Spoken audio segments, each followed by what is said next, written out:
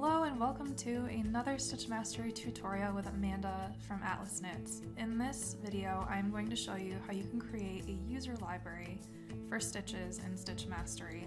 If you have never been in the preferences menu of the Stitchmastery program before, make sure you check out the setting up a namespace video before you try these steps or you'll run into an error. When you're working in Stitchmastery, you have default stitches that you can use, but when you want to start customizing those stitches, you'll notice that you get a customizing disabled window that says that the palette is based on a system stitch library and customizing it is not possible.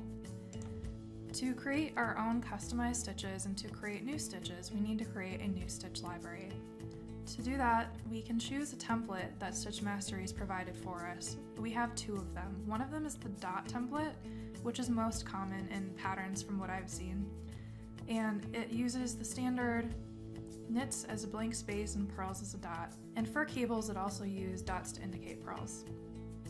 The dash stitch library uses vertical dashes to indicate knits and horizontal dashes to indicate purls.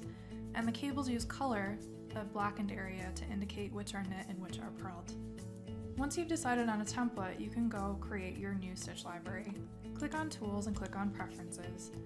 If you need to, expand Knitting Chart Editor by clicking the arrow, and then choose Stitch Libraries.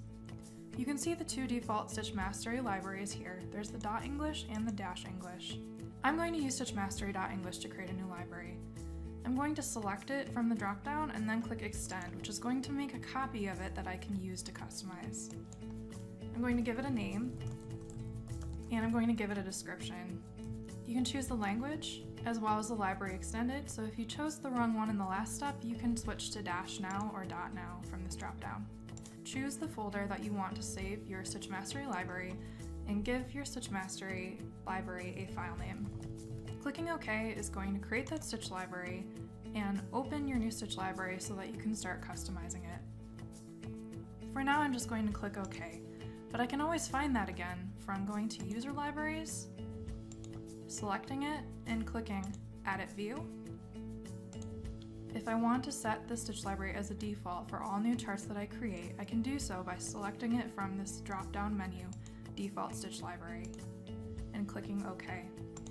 If you want to learn more about creating new stitches and customizing stitches, please check out the Creating New Stitches video and Customizing Stitches videos.